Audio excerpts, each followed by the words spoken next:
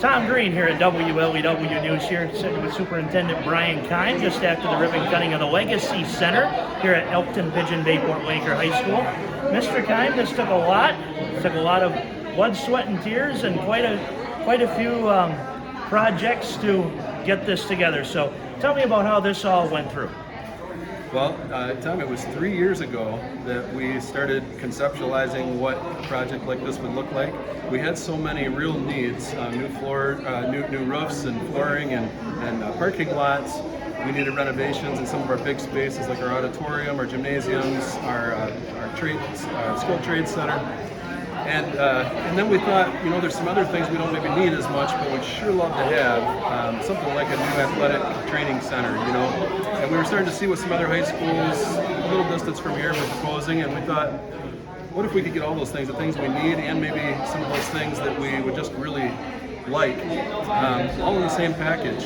And so we put that package together. We presented the information to the community in a series of meetings, and our awesome Laker community came through with support like they always do. And here we are today, 3 years later, and all those projects are finished, and tonight was the capstone with this Legacy Center. For sure. Of course, like you said, it was 3 years in the making for this Legacy Center, but of course, it's an unavoidable thing that we got to talk about. 2020 brought a lot of challenges with COVID. I think we all know where we were on March 11th of 2020 when everything shut down. So what was the thought process there throughout the school board, and how this is going to get done through the challenge of COVID? Yeah, that's a great question. We had just broken ground, really. Well, we'd broken ground the fall before, but we had just gotten things started in the ground, had our footings poured and things like that when COVID broke loose. And so we had to kind of reevaluate everything. Our architects and our project managers got together, and they said, we're going to have to take a break. We're going to have to call everybody off the job. We don't know how long this is going to last, but we'll just have to play it by ear and roll with it. We really didn't have a choice at that point, and everybody promised to do their best, roll with the punches, and come back and get the thing done as soon as COVID would allow.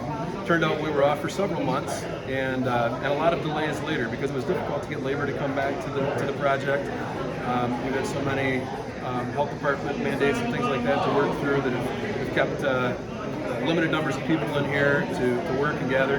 So, but all that said, everybody has had those hardships to deal with through COVID. We were no different. We just happened to have a big project waiting. In some ways, with some of the delays that we had in construction, it was almost a blessing that we had. It's a blessing that we had COVID. But it was good that we had a little more time to get here before we could actually open it up to the public. Yeah, 2020 definitely taught us to take time to take care of each other as well as ourselves. So one last question to ask about the Legacy Center was, with all the challenges when the groundbreaking, was it worth it?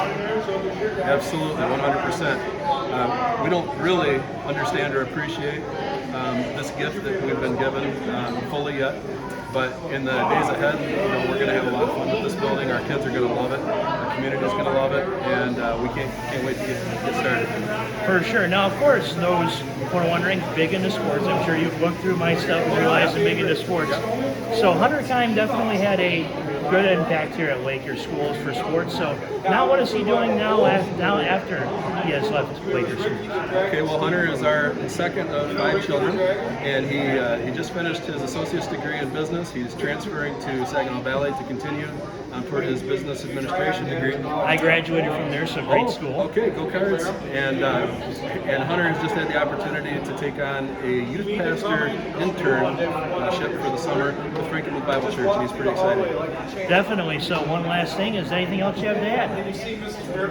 I don't think so. Just want to thank everybody for coming out tonight. It was a great event. Thank you for coming out, and go Green. Alrighty. Superintendent Brian Keim, Elkton Pigeon Bayport Laker Schools, WLEW News.